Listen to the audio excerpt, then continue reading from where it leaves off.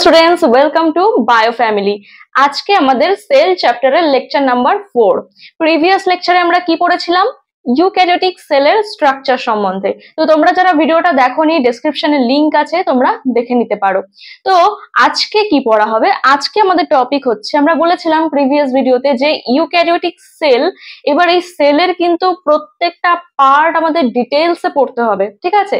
তো ইউক্যারিওটিক সেলেরই আজকে আমরা কি নিয়ে চলে এসেছি? সেল মেমব্রেন অর্থাৎ প্লাজমা মেমব্রেন। সেল মেমব্রেন কাকে বলে? তোমরা সবাই জানো যে প্লান্ট সেল হোক বা অ্যানিমাল সেল হোক, দুটো সেলের ক্ষেত্রেই কিন্তু সেল মেমব্রেন দেখতে পাওয়া যায়, এটা কমন। তো এই সেল মেমব্রেন সম্পর্কে একটু বলি। সেল মেমব্রেন তোমরা বুঝতেই পারছো, সেলের একটা আউটার কভারিং বা বহির যে আবরণ, সেটাকেই বলা হচ্ছে কোষ পর্দা। কোষ পর্দা প্রাণী এবং উদ্ভিদ দেহে উভয়েই পাওয়া যায়। এবার এই কোষ পর্দার কাজ কি? কোষ পর্দার কাজ হচ্ছে ট্রান্সপোর্টে সাহায্য করে, অর্থাৎ কোষের মধ্যে কোনো বস্তু প্রবেশ করবে কি কোষ থেকে কোনো বস্তু নির্গত হবে, এই কাজটা কে মেনটেন করে? এই কাজটা মেনটেন করে কোষ পর্দা বা সেল মেমব্রেন। তবে এই সেল মেমব্রেনের একটা নির্দিষ্ট নেচার আছে। কেমন? নেচারটাকে বলা হয় সিলেক্টিভলি পারমিয়েবল বা প্রভেদক ভেদ্য। এটার মানে কি?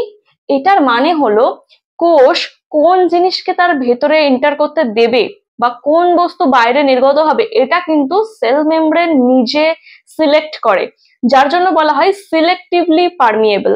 অর্থাৎ কোষের যে জিনিসটা প্রয়োজন সে তখন কিন্তু সেটা এন্টার করতে দেবে, যখন প্রয়োজন নেই তখন কিন্তু সেটা প্রবেশ করবে না। তো এই প্রকৃতিটাকে বলা হয় প্রভেদক ভেদ্য প্রকৃতি অথবা সিলেক্টিভলি পারমিয়েবল। এটা গেল একটা ইম্পর্টেন্ট কোশ্চেন। এবার বলি কোষ পর্দা কি প্রকৃতির হয়, কোষ পর্দা কি নিয়ে তৈরি হয়?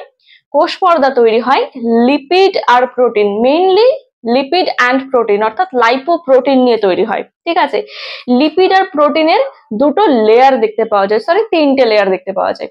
এটাকে ত্রিস্তর বলা হয় বা 3 লেয়ার বলা হয়ে থাকে। এই 3 লেয়ারের মধ্যে প্রোটিন, লিপিড, প্রোটিন এই ফরমেশনে থাকে, যেটাকে বলা হয় একক পর্দা। এটাও একটা ইম্পর্টেন্ট কোশ্চেন, একক পর্দা কাকে বলা হয়? যেখানে প্রোটিন, লিপিড, প্রোটিন এই ফরমেশনে কোনো মেমব্রেন থাকে তাকেই বলা হয় একক পর্দা, ঠিক আছে? তাহলে সেলের মেমব্রেনটা কেমন প্রকৃতির হয় সেটা কিন্তু আজকে দেখে নেব। তো আগে বলি, আমরা আজকে যে মডেলটা পড়তে চলেছি সেটা হচ্ছে ফ্লুইড মোজাইক মডেল, অর্থাৎ কোষ পর্দার তরল মোজাইক মডেল আমরা আজকে পড়ব। তো এই মডেলটা কে আবিষ্কার করেছিলেন? বিজ্ঞানী সিঙ্গার অ্যান্ড নিকলসন। নামটা কিন্তু তোমাদের মনে রাখতে হবে, খুবই ইম্পর্টেন্ট। বিজ্ঞানী সিঙ্গার অ্যান্ড নিকলসন কি করেছিলেন? এই ফ্লুইড মোজাইক মডেলের বর্ণনা দেন। আর এটা কিন্তু খুব ইম্পর্টেন্ট একটা কোশ্চেন, তো এখান থেকে অনেক কোশ্চেন হতে পারে।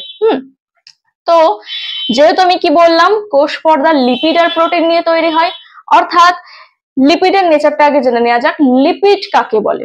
তো লিপিডের স্ট্রাকচারটা যদি দেখি অনেকটা এরকম প্রকৃতির হবে। কি কি দেখতে পাওয়া যায়? দুটো অংশ দেখতে পাওয়া যাচ্ছে, একটা হচ্ছে হেড বলছি আর একটাকে বলছি টেল। হেড পোর্শনটাকে কি বলা হয়? হাইড্রোফিলিক। হাইড্রোফিলিক কথার অর্থ কি? ওয়াটার লাভিং, মানে জলের টাচে থাকতে এদের কোনো সমস্যা নেই, ওয়াটার লাভিং বলতে পারো। অর্থাৎ হাইড্রোফিলিক মানে ওয়াটারের টাচে থাকতে পারে। আর টেলটাকে কি বলছি আমরা? Hydrophobic tail. Hydrophobic, hydro means water and phobic, phobia মানে তোমরা বুঝতেই পারছো ভয়কে বোঝায়, তাই না? তাহলে হাইড্রোফোবিক মানে জল দেখে ভয় পায়, অর্থাৎ ওয়াটার হেটিং মলিকিউল। তো এই টেল পোর্শনটা জলের টাচে একেবারেই থাকতে চায় না, আর হাইড্রোফোবিক হেড এই জলের টাচে থাকতে ভালোবাসে। তো এই কারণে তোমরা সবাই জানো কোষের ভেতরে কি থাকে? সাইটোপ্লাজম অর্থাৎ তরল বা লিকুইড, তো সেখানে ওয়াটার আছে। আবার সেলের বাইরে কি আছে? সেলের বাইরেও এক্সট্রা সেলুলার তরল রয়েছে, তাহলে বাইরেও ওয়াটার রয়েছে। তো দুপাশে তরল থাকার জন্য এদের স্ট্রাকচারটা কেমন হয়ে থাকে? এই যে লিপিড বাই লেয়ার ফরমেশন করে, অর্থাৎ লিপিডের দুটো স্তর তৈরি হয়। কেমন? এই যে এটা ধরো সাইটোপ্লাজম সেলের ভেতরে, আর এর ওপরটা হচ্ছে সেলের বাইরে। আমি সেল মেমব্রেনের একটা জায়গা দেখিয়েছি, এটা যদি একটা সেল হয়ে থাকে তো এখান থেকে এই পোর্শনটা কিন্তু দেখানো হয়েছে, ছোট্ট একটা পার্ট কেটে দেখানো হয়েছে, ওকে? তো এর অংশটাই লিপিড কি করেছে? লিপিড মলিকিউল গুলো এইভাবে রয়েছে, একটা হেড ওপরের দিকে, অর্থাৎ কোন দিকে? এক্সট্রা সেলুলার তরল যেদিকে রয়েছে অর্থাৎ বাইরের দিকে, অর্থাৎ এই দিকে। এইদিকে হেড পোর্শন রয়েছে, আবার ভেতরেও তরল রয়েছে, তাই এইদিকেও হেড পোর্শন রয়েছে, কারণ হেড তো ওয়াটারের টাচে থাকতে ভালোবাসে, অর্থাৎ ওয়াটার লাভিং, তাই জন্য এপাশেও হেড রয়েছে, ভেতরে জল রয়েছে, এপাশেও হেড রয়েছে, বাইরে জল রয়েছে। আর টেল গুলো কেমন ভাবে থাকে, টেল গুলো ভেতরের দিকে থাকে যাতে ওয়াটারের টাচে না থাকতে হয়, তাই এই প্রকার বাই লেয়ার ফরমেশন করে লিপিড। এরপর আসছি প্রোটিন। প্রোটিন কত প্রকারের হয়ে থাকে? প্রোটিন দু রকমের হতে পারে, একটা হচ্ছে ইন্টিগ্রাল প্রোটিন, আরটা হচ্ছে পেরিফেরাল প্রোটিন। এদের আরো একটা নাম আছে, ইন্টিগ্রালকে ইন্ট্রিনসিক প্রোটিনও বলা হয়ে থাকে, পেরিফেরাল প্রোটিনকে এক্সট্রিনসিক প্রোটিনও বলা হয়ে থাকে। তো কাকে বলা হয়?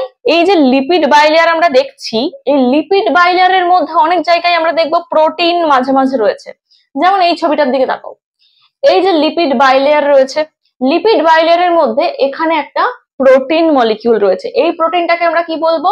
ইন্টিগ্রাল প্রোটিন, অর্থাৎ অন্তঃস্থ প্রোটিন। যে প্রোটিন গুলো লিপিড বাইলেয়ারের মধ্যে প্রথিত অবস্থায় অর্থাৎ গেঁথে রয়েছে, সেই প্রোটিন গুলোকে আমরা বলবো ইন্টিগ্রাল প্রোটিন।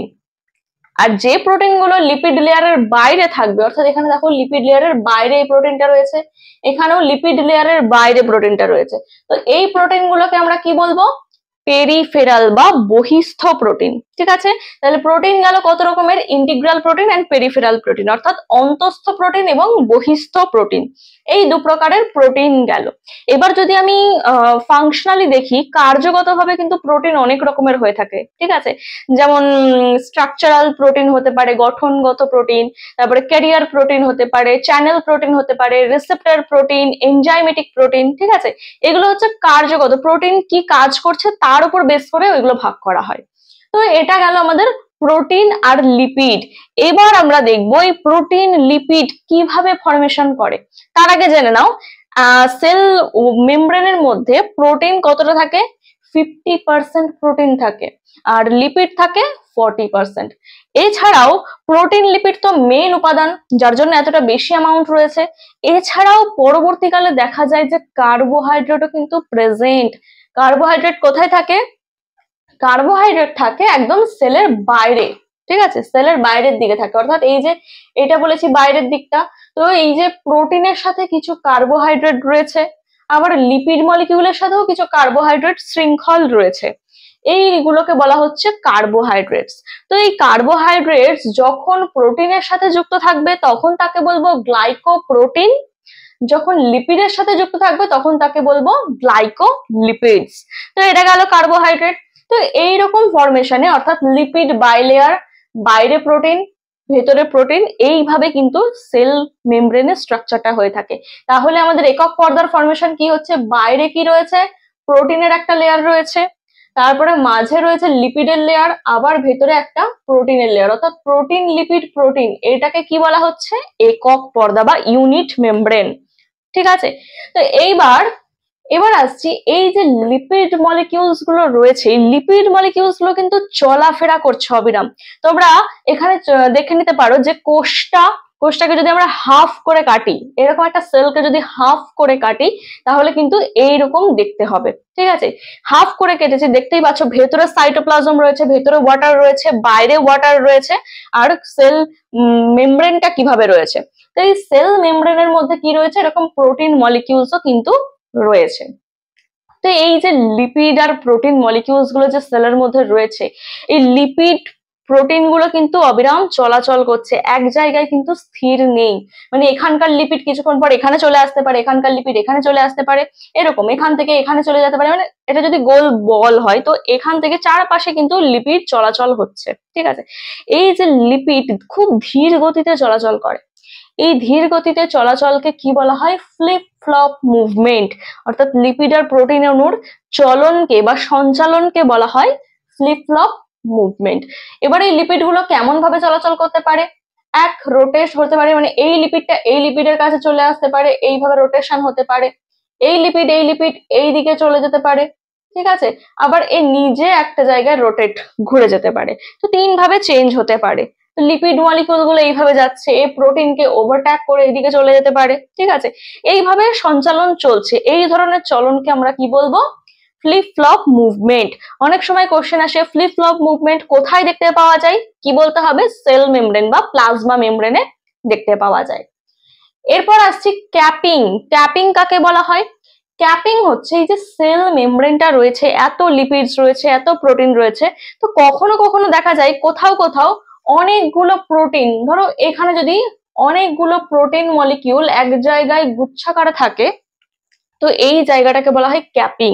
ঠিক আছে, তো যখন কোথাও কোথাও সেল মেমব্রেনের মধ্যে কিছু প্রোটিন একত্রে একটা জমাট বেঁধে থাকবে, সেই অংশটাকে বলা হবে ক্যাপিং। তো এটা গেল এর নর্মাল স্ট্রাকচার। এবার আসছি এই যে লিপিড মলিকিউল গুলোর মাঝে মাঝে দেখতে পাচ্ছ এগুলো কি রয়েছে, এগুলোকে বলা হয় কোলেস্টেরল। কোলেস্টেরল কোথায় থাকে? আমাদের সেল মেমব্রেনের মধ্যে লিপিড অণুর মাঝে মাঝে দেখতে পাওয়া যায়। তাহলে কি কি পড়লাম আমরা সেল মেমব্রেনের মধ্যে? লিপিড মলিকিউল আছে, লিপিডের বাইলেয়ার ফরমেশন হয়েছে, প্রোটিন মলিকিউল রয়েছে, পেরিফেরাল প্রোটিন আর ইন্টিগ্রাল প্রোটিন, এছাড়াও কিছু কার্বোহাইড্রেটস রয়েছে যেগুলো সেলের বাইরে দেখতে পাওয়া যায়। লিপিডের সাথে যুক্ত থাকলে বলবো গ্লাইকোলিপিড, প্রোটিনের সাথে যুক্ত থাকলে বলবো গ্লাইকোপ্রোটিন, আর এর মাঝে মাঝে কিছু কোলেস্টেরল আমরা দেখতে পেলাম। তো এই যে কোষ পর্দা বা সেল মেমব্রেনটা রয়েছে, এই সেল মেমব্রেনের কাজও আমি তোমাদের বলে দিয়েছি। তো এবার আসছি কিছু কিছু প্রোটিন আছে যেগুলো এক জায়গায় স্থির হয়ে থাকে, অর্থাৎ আমি যে বললাম ফ্লিপ ফ্লপ মুভমেন্ট হয়, তো সব প্রোটিন যে এক জায়গা থেকে অন্য জায়গায় চলে যাবে এটা নয়। কিছু কিছু প্রোটিন আছে যারা নিজের জায়গায় স্টেবল থাকে, অর্থাৎ এই সাইটোপ্লাজমের কিছু অণুসূত্রের দ্বারা কিন্তু এগুলো যুক্ত থাকে। তো এই প্রোটিনগুলোর কাজ কি? এই প্রোটিনগুলো ওই স্থানে থেকে সাইটোপ্লাজমের মধ্যে কি থাকে, প্রচুর কোষ অঙ্গাণু দেখতে পাওয়া যায়, তো এই প্রোটিনগুলো কোষ অঙ্গাণু গঠন করতে কিন্তু সাহায্য করে। ঠিক আছে, তো এই হয়ে গেল আজকে আমাদের সেল মেমব্রেন বা প্লাজমা মেমব্রেনের স্ট্রাকচার। তো ভিডিওটা যদি ভালো লেগে থাকে তাহলে অবশ্যই লাইক, শেয়ার এবং সাবস্ক্রাইব করবে আমাদের বায়ো ফ্যামিলি চ্যানেলটিকে। Thank you.